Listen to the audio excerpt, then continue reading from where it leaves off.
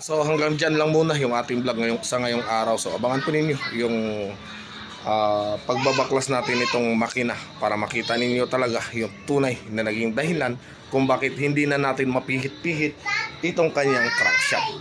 Alright, so hanggang dito na lang. Paalam!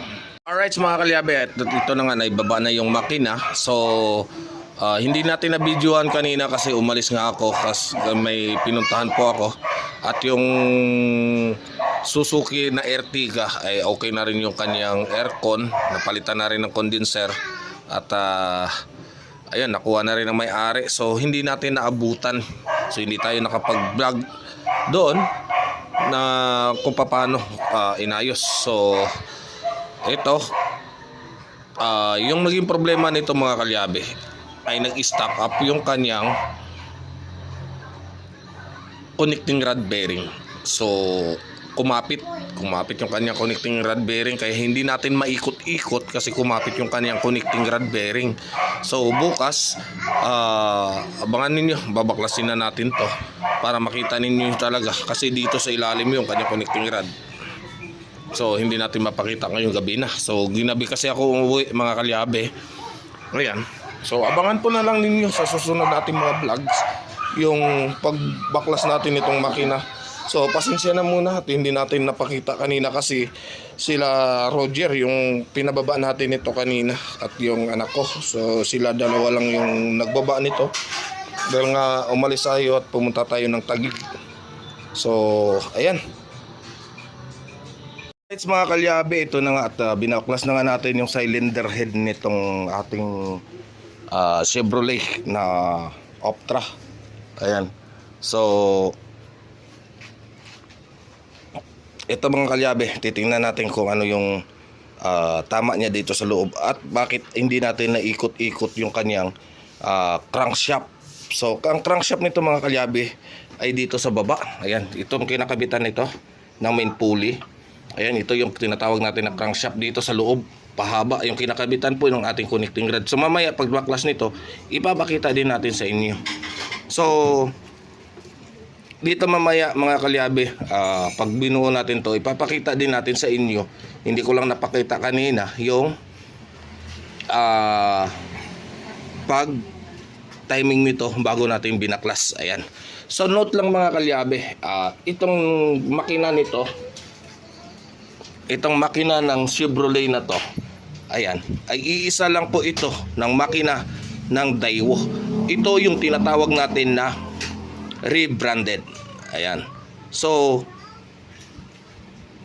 ito ay makina ng Daewoo. Ayan. So paano natin masabi? Ayan.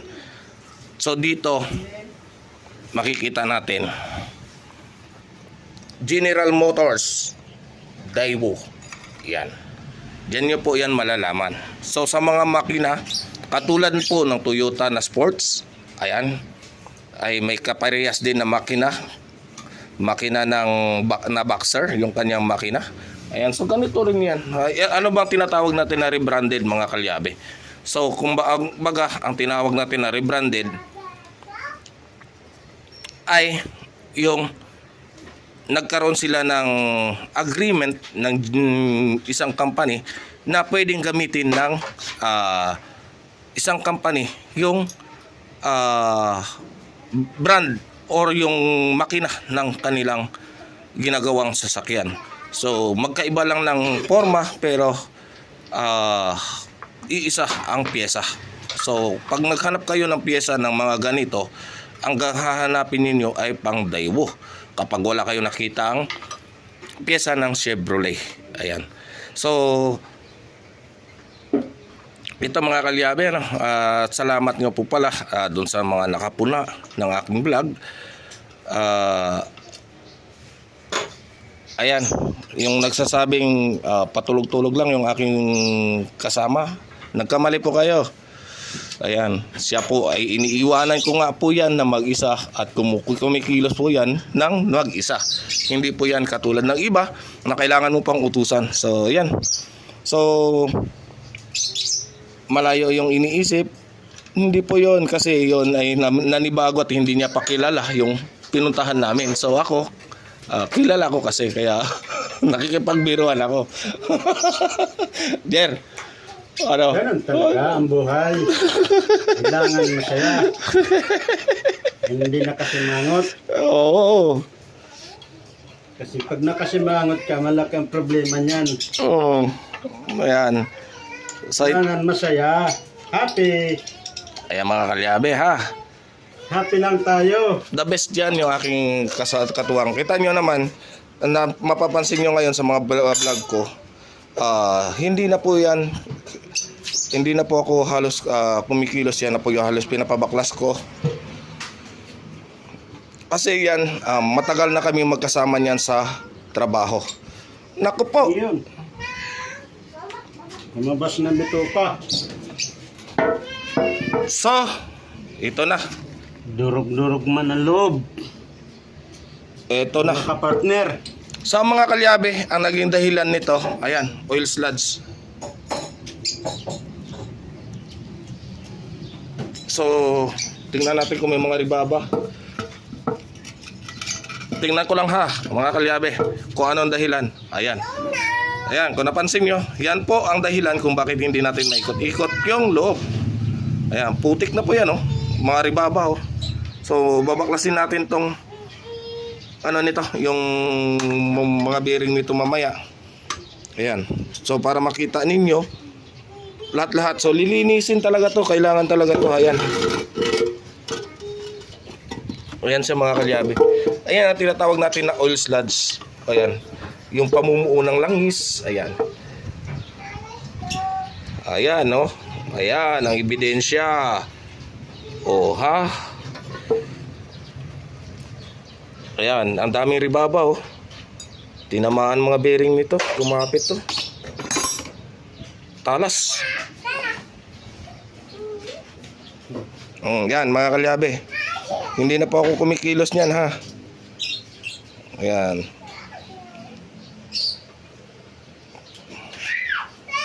Alam niya na kung ano yung mga dapat niyang gawin. So, hindi ko na tinuturo. Kasi matagal na po kaming magkasama sa paggawa ng mga sasakyan. Ayan, sa mga nagtataka kung bakit hindi ko pa binaklas yung flywheel, mamaya po papakita ko rin sa inyo yung pagbabaklas niyan. Baka may mag-comment, binuksan na yung loob ng makina, bakit hindi pa binaklas yung flywheel? So yan mga kalyabe, may dahilan po kami niyan kasi yan po yung aming hahawakan sa pag-ikot. So hindi na po kami gagamit ng mga lyabe para ikutin ito. So katulad niyan, try mo Jer, ikot. Para makita naman nila muna. Kasi alam ko, kanya-kanya po tayong pamamaraan ng paggawa sa mga, hindi po lahat ng mekaniko ay pare-parehas yung paggawa. Ayan. So ganyan lang po, kinakamay lang. Ayan. Sunog pala tarap po. Sunog. Sunog na sunog. Natuyuan ng, ayan. Di yata na ano yung bugwa yung Gawa ano nyo na to. ng oil sludge, barado yung strainer. Ayan. Barado po yan. So yan ang dahilan kung bakit hindi na nakapang-function ng maayos itong kanyang tigas na turak. Oh. Ganit no. May sige nga, ikutin mo pa. Yung ibang parte malambot. Ano? So may kumapit na bearing to. Tigas eh. Dapat ang lambot lang yan eh. Parang ka dapat yan eh. Yan, so mamaya makikita ninyo mga kalyabe. So babaklasin lang namin lahat-lahat yan para ipakita natin sa inyo yung tunay na dahilan. Right.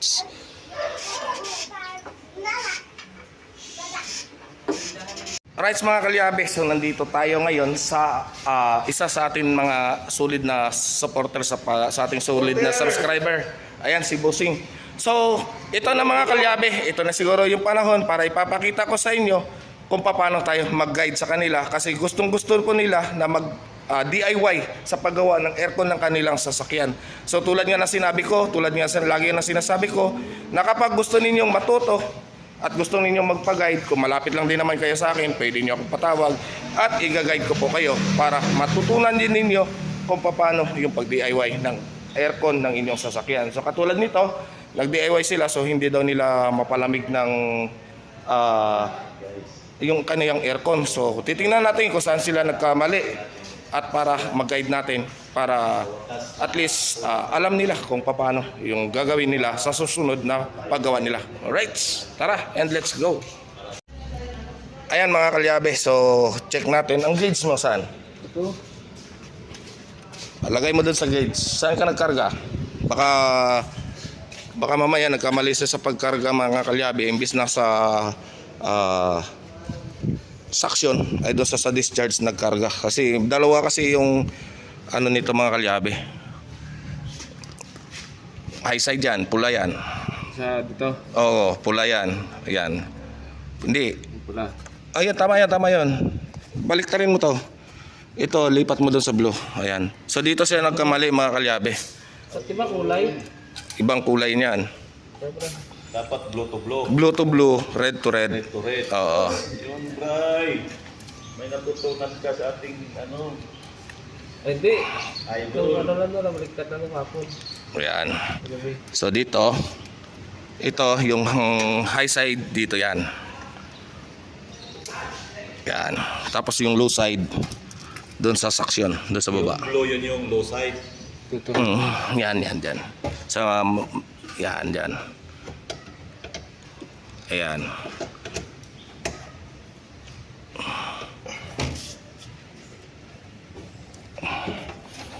Putin. Kasi ito mga kalyabe, kapag mayroon po itong tinatawag natin na high pressure switch ay pag nag-overcharge ay hindi natin mapapagana ito. Tapos yung tangke. Danke. Ayan, so okay na ang ligtas nito ha. Ayan. Sarado mo to, sarado to. Ayan, tapos ito tangke dito. Ayan.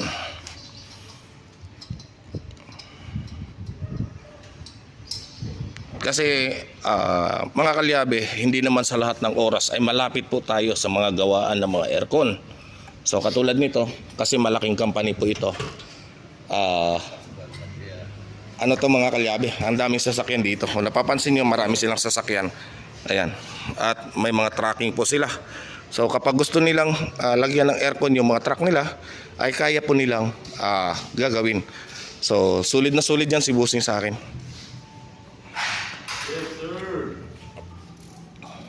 Tapos, buksan ko. Buksan mo. Sarado mo lang yan ha. Ayan, sarado. Parehas. Open.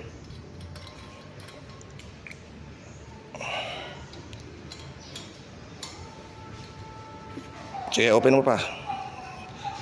Tapos ang pagkarga niyan, yan, taob. Tapos kargahan muna natin ng konti pagka magkaroon ng pressure. Ayan, dito ka lang magkarga. Check natin, parang may sumisingaw.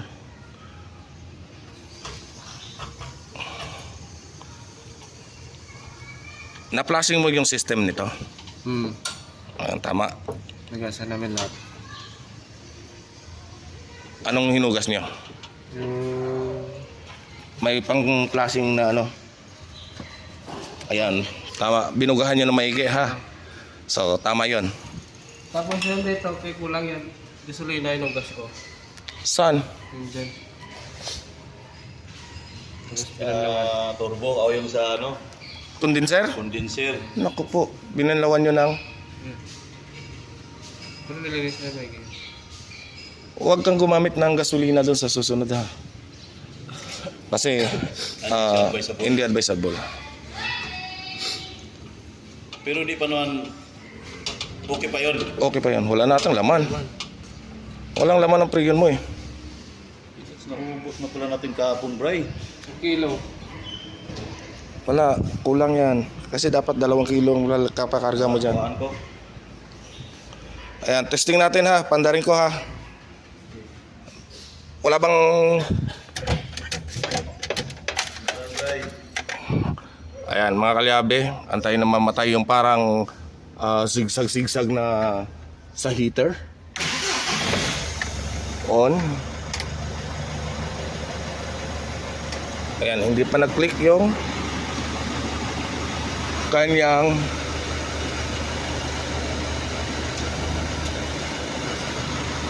compressor. So titingnan natin dito kung gumana yung compressor. So hindi gumana ang compressor. Ayan. So napansin niyo hindi siya nagbago dito. Hindi gumana yung compressor. Ayan. So maaaring may problema pa ito sa wires or kung ano man. So check natin muna mga kalyabe. Ayan mga kalyabe, kung napansin ko kasi itong thermostat na to hindi na nakakabit. So hahanapin natin to kung saan yung original na linya. Ayan. So wala siyang power papunta ang compressor. So dito mga kalyabe, i-check natin tong wire nito. Kung sige, lagay mo sa negative ha. Start mo muna.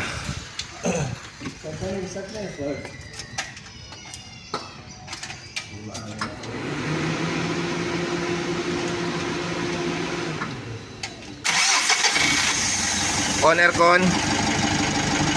On aircon. Hindi, bukas ang...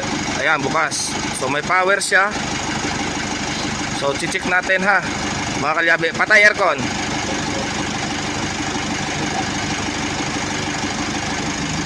Ayan, may power na siya. So check natin kung bakit hindi bumababa yung kanyang patay makina. Wala na to.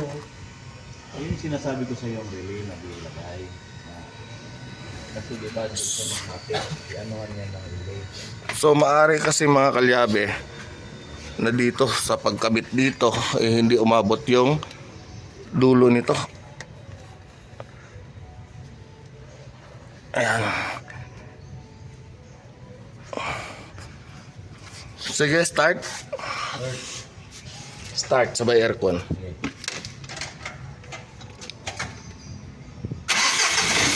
Aircon.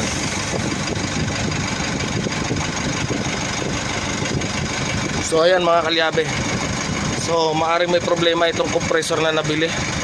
Or tatry natin to i-series sa battery kung gagana siya, maglalagitik siya or hindi. Ayan, so patay ulit.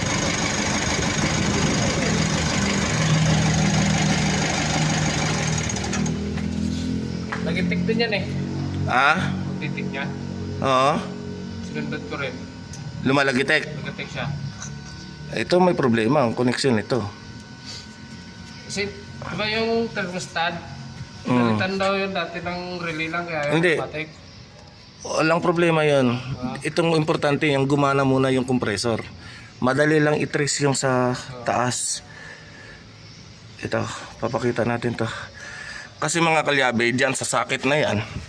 Ayan, kung napapansin niyo yung dunugtungan na 'yan, diyan kadalasan na nagkakaroon ng problema kung bakit naglo-lose contact siya. So kung ito ay may power na, so dapat gagana na to. Hindi ba 24 volts ang nakabit mong compressor? Oo, kasi dalawang klase kasi ito mga kalyabe, may 24 volts, may 12 volts. So titingnan natin ang wire kung anong kulay. Itim. Ayan. Paras naman sa luma eh. Pinisi din yun. Right, so update ko kayo mamaya mga kalyabe. Nahihirapan ako kasi wala akong magbibideo. Alright mga kalyabe. So ayan. So lagi mo tandaan yung connection na yan. Check mo yon, tapos direct mo dito kung gagana o hindi. Ayun, namatay na naman. Okay, balik mo nga sa number 2. 2, 3. Ayan. Ibig sabihin, ang may mali dyan, yung switch. Ay, no. Ayan, namamatay. Ang bilis, oh. Yung sabi na saso, Ang bilis namatay, di ba? Namatay na naman. So may problema dyan ng wiring mo doon sa taas. Oh, patayin mo ulit tapos paganahin mo. Gagana yan. Ayan. Kasi yung Oo. dahil sa relay, siguro na yung sinasabi ko sa Wala na yun. Yan, wala na yan. Ayan, ang bilis ng automatic. Malamig ba? Malamig ang aircon. Check natin ha. Masyadong mabilis yung automatic nito eh. Ayan, tingnan na. Ang tagal bago gumana, dapat mabilis lang din yan. So may problema ito sa thermostat. Ayan. automatic ko gano'n. Ayan, mahina pang lamig. Mahina pang lamig, automatic na siya kaagad. Ayan. So, dito sa may taas ang problema sa thermostat. Kasi mababa pa yung karga natin ng Freon eh. Oo, hindi pa talaga. Dual po ito. Dual. Dapat nito 45 ang PSI nito. Oo. Maximum niya. Maximum. Oo. Medyo wala na yan at 40 pa. Oh, mabilis mabilis ang automatic niya. Doon sila nagkamali sa maring may problema doon sa kinabit na thermostat kasi electronics yung ginamit niya eh. Electronics na eh, nakita ko. So ibabalik lang yan sa original niya na linya. Okay. Ayan. So hindi kasi ang original kasi talaga na nagkaroon kasi ng mga kalyabe, ang original na linya nito is yung thermostat niya ito. Yan. Yan ang original na linya ng L300 ha. Ganyan. Ito. Yan. Tapos yung linya na ito na doon sa balik sa dati. Babalik sa dati. Yung galing dito at papuntang compressor. Hanapin mo yung papuntang compressor at yung galing dito sa switch. So yan na lang.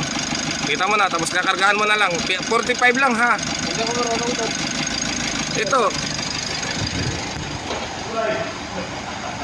Ito, kaya nga nagpag-guide ka sa akin, di ba? Ayan mo. Mababa, bakit ang taas ng reading pa rin? Automatic yan eh. Ayan, hanggang dito lang yan, 45 mamaya. Kalagitnaan ng gitnang guhit na yan at saka ng 40. So subukan mo muna sa 40. Ayan. Oh, mababa yan, bababa pa yan. Ayan. Ayan. So sa 20 pa lang ang laman yan. Dito, base mo dito, huwag lumagpas ng 250 kasi high pressure na po yan. Ayan. So ayan mga kalyabe, at magkaroon na ng ideya. Ayan. Salamat tayo sa ating idol, nagbigay ng magandang idea sa atin. Kanalo siya. Okay. Hindi siya dumating. Ayan, so Karoon tayo. ayan, ang bilis ng automatic niya, wala pang kulang pang Freon yan mga kalyabe, pero nag-automatic na siya po sa. Pero yung kinabit namin, wala problema doon. Wala. Ito lang. Pabili ka na ng Freon, dagdagan mo, tapos mamaya tawagan mo ako kung yung ikakabit mo yung babalik natin sa original yung linya. Ayan. Diyan lang naman tayo, magkabit bahay lang naman. Oo. Ayan, si Busing tuwa-tuwa at nagkaroon ng ideya. Okay. Salamat tayo kay idol dahil sa kanya. Pag nag-under yung compressor pala, papalo yun. Oo, yan tingnan mo. Almost parang hangin na lang ang laman yan. Ayan, mabilis mag-automatic, dapat hindi ganun. Sobrang bilis ng automatic niyan. Oh, baka sa adjustment. Sa sobrang sa tanghaling tapat niyan, tatalunin ng init ang lamig. Anong adjust na lang yung thermostat? Oo, sobrang bilis Kulang pang Freon niya, napakabilis. Kasi ang ginabit dito ay electronics. Kaya mga kalyabe, papakita ko muna sa inyo na electronics. Yung nakakabit, ayan, yan dyan. Yan yan, sinuksok dyan na electronics na yan. Diba kasi yung sense ang niyan, yung ganan yan. Tapos ito, balutin mo ito. Ito balutin mo ng malagkit, yung tape na parang malang goma, yung malagkit. Yan, balutin mo to kasi pag hindi mo binalot yan, ang moisture niyan papatak dito, babasa yan dito. Ayan kita mo. Yung tray yung kaya din. Ha? Hindi, may nabibili dyan sa ano, sa bill yan. Oo. Sabihin mo yung ano, yung malagkit na pandikit. Parang gam. Parang gam. Ayan sa mga kalyabe. So, pero ang ganda rin ng lamig eh.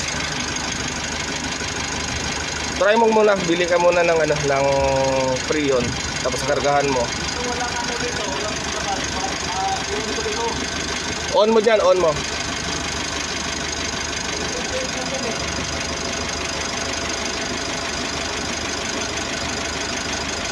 Ayan. Yan dapat pag naka-aircon lagi nakabukas diyan na kahit number 1 lang.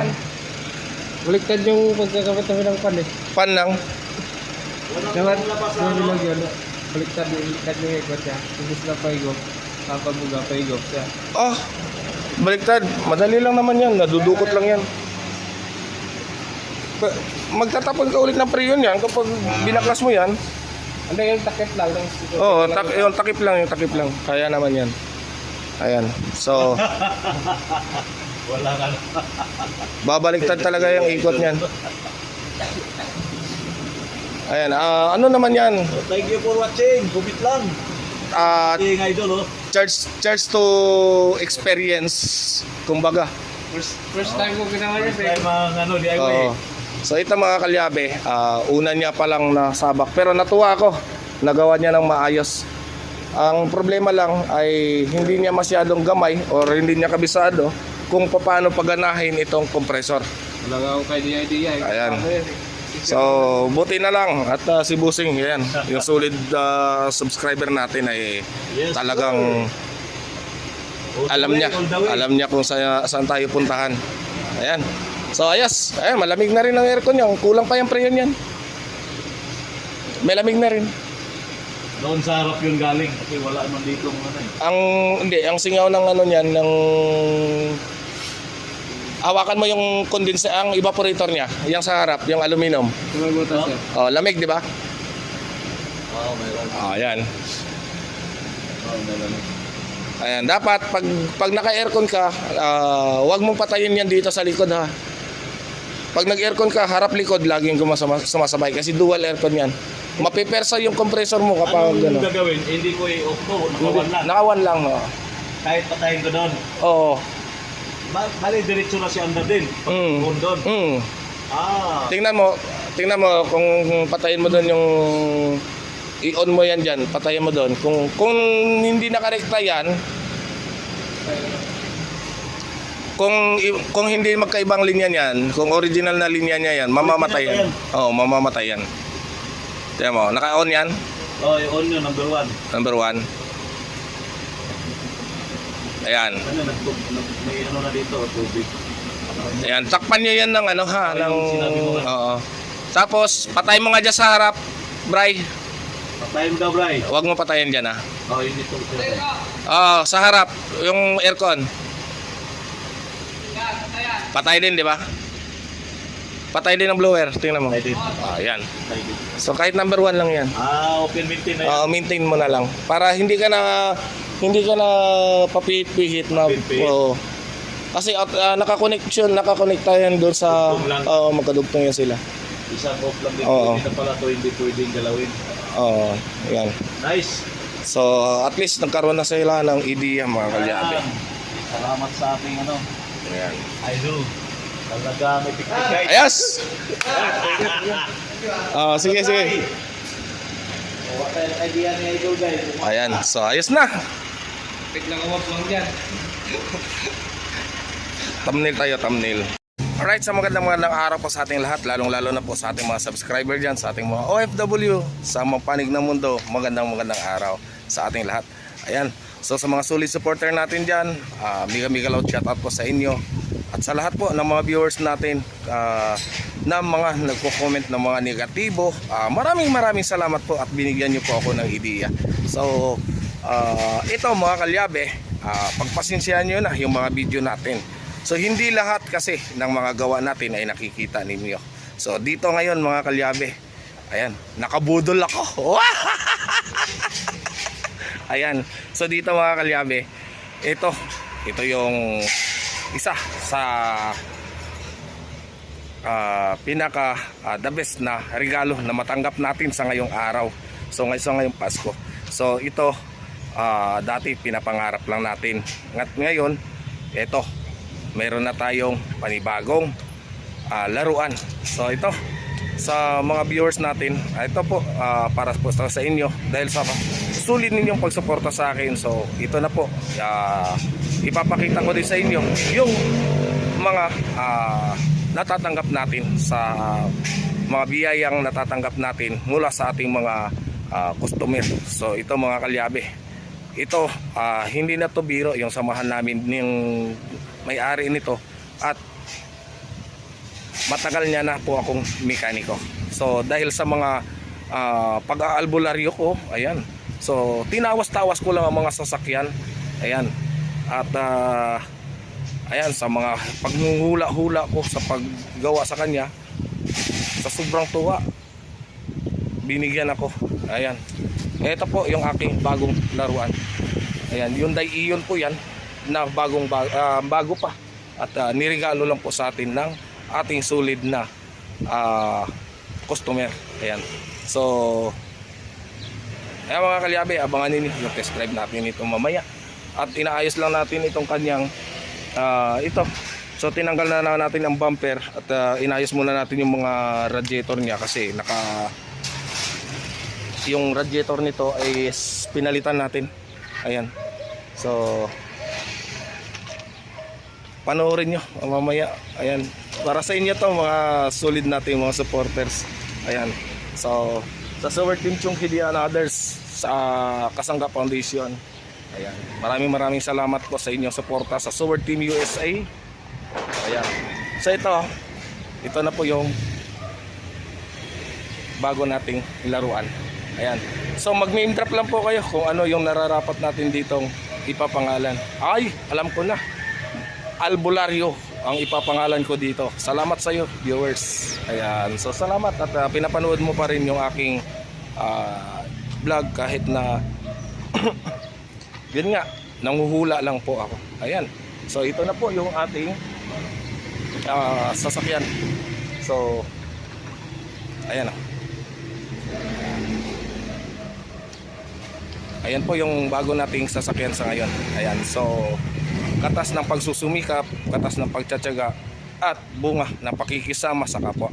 Ayan, so ayan mga kalyabe, so katulad nga ng sinabi ko sa inyo, mas masarap yung ikaw na mekaniko ay may marami ka pang kaibigan na kapwa mo mekaniko.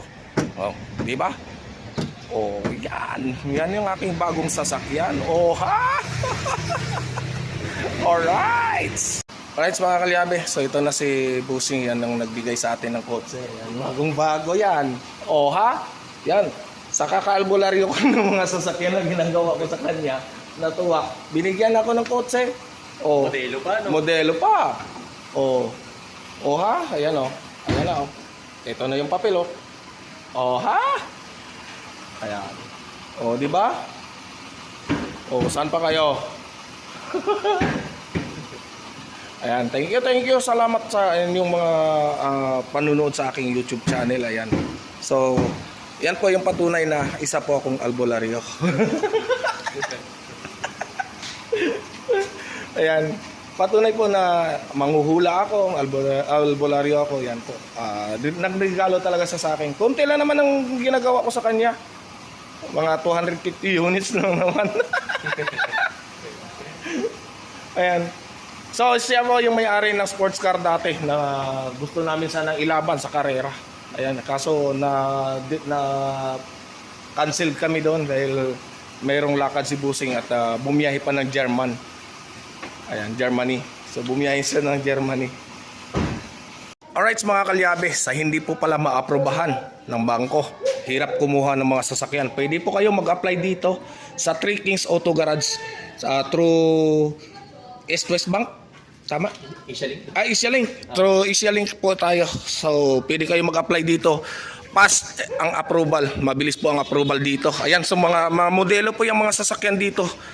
Ayan mga kalyabe. So, sa mga gusto pong mag-avail, pwede nyo po ako ma-PM. Sasamahan ko po kayo dito sa Three Kings Auto Garage. Ayan po. So, mayroon po tayong mga Alphard na 2020 model. Ayan, Hyundai na modelo. So, ito. Pwede din. Kung gusto nyo rin ng Mirage, ng expander, mayroon din expander. So, marami po ditong available.